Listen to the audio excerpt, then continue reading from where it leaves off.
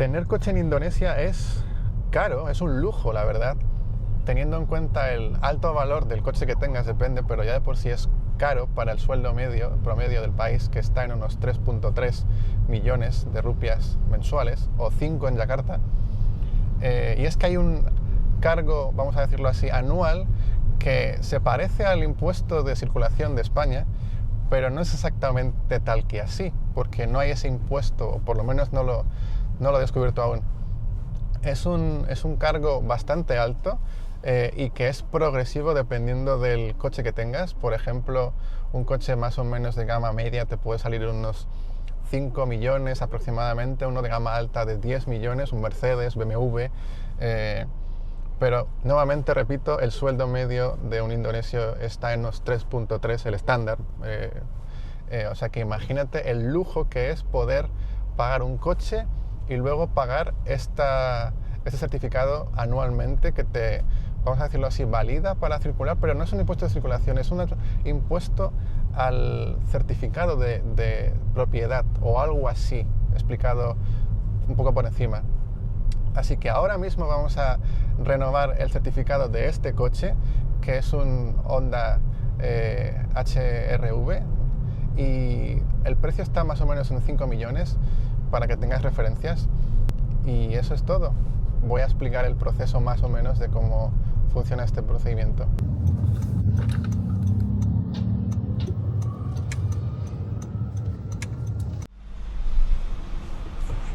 Oh, okay. We had to wait. We had to wait for the car in front. Yes. Oh, que lo... Belum, not yet. Okay, nggak apa-apa. Di sana? Ya, ada. Oke. Ada. Oke. Ada, belah kiri. Oke, makasih. Ya. Lurus.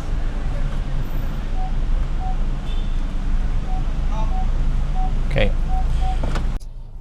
Como iba diciendo, vamos a renovar el certificado de este coche el día de hoy, que son aproximadamente 4 a 5 millones en el medio, y tenemos que venir a una oficina específica a hacer el procedimiento.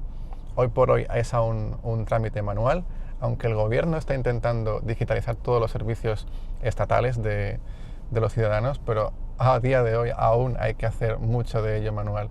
Así que ojalá que en un futuro esto sea un trámite puramente digital en sí mismo. Vamos a ello. Primer trámite, ir a sacar dinero porque hay que pagar en efectivo. No se permite el pago con tarjeta ni con QRIS, que es el sistema de pago por QR de Indonesia. Así que vamos al primer paso ahora mismo.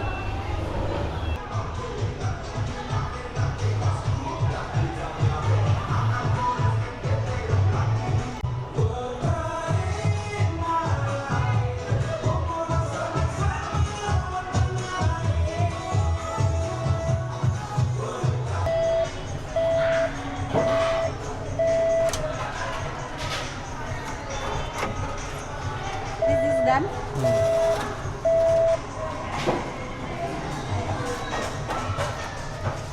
Y para dar más contexto en la renovación del certificado de coche, que también aplica para moto, obviamente, para todos los vehículos, en Indonesia ahora mismo hay un interés bastante fuerte por, obviamente, la transición al coche eléctrico, que por obvias razones es más ecológico. Bueno, depende de quién le preguntes esto, te va a dar una respuesta. No obstante, también se suma el interés del propio país en sí por promover este tipo de vehículos, dado que aquí se están fabricando las baterías y Indonesia está trayendo a los constructores como BYD o Chery, etcétera, marcas chinas bastante conocidas, a que construyan sus fábricas aquí, dado que ellos desde hace unos años atrás, el presidente actual bloqueó la exportación de materias primas que son elementales en la fabricación de las baterías a los países como en este caso eran Europa. Entonces ahora mismo Indonesia se está viendo favorecida por esa política de baneo, de bloqueo, en plan, ok, tú estás interesado en los recursos naturales de mi país, estoy de acuerdo, genial, pero yo te pongo el requisito de que si quieres usarlos tienes que venir aquí a Indonesia, construir fábricas y, como quien dice, hacer todo el proceso de tratamiento, no sé, llámalo como quieras, para poder exportarlo. Entonces Indonesia se ve favorecida en ese tipo de proceso en el medio a la hora de exportar el producto final. Y obviamente hay fabricantes como BYD que están haciendo importantes inversiones en Indonesia que favorecen mucho la transición ecológica del coche. Otro ejemplo, como decía anteriormente, renovar un certificado de un coche de gasolina cuesta 5 millones más o menos, de media 10, pero si es un eléctrico tiene el mismo precio que tiene el renovar una moto. Por ejemplo, yo tengo una Honda PCX que cuesta más o menos 300-400 mil rupias renovar el certificado, y el coche, si fuese por ejemplo uno de BYD, que fue lo que estuve mirando hace poco, cuesta literal, si no más barato, que renovar la moto, para que tengáis el contexto de cómo se está promoviendo en este país el comprar coche eléctrico. Y por otra parte, el gobierno también está promoviendo esa transición, forzando el no uso del coche de gasolina por el siguiente motivo. Aquí en Indonesia, cuando vas a echar gasolina, tienes 3 tipos de gasolina disponibles, que son Pertalite, Pertamax y Pertamax Turbo. Depende del octanaje, de una u otra, la calidad, siendo Pertalite obviamente la más barata, que está en unos cerca de 0,60 céntimos el litro, o 0,80 la Pertamax Turbo. La Pertamax Turbo no recuerdo el precio actualmente, pero es poco más la diferencia.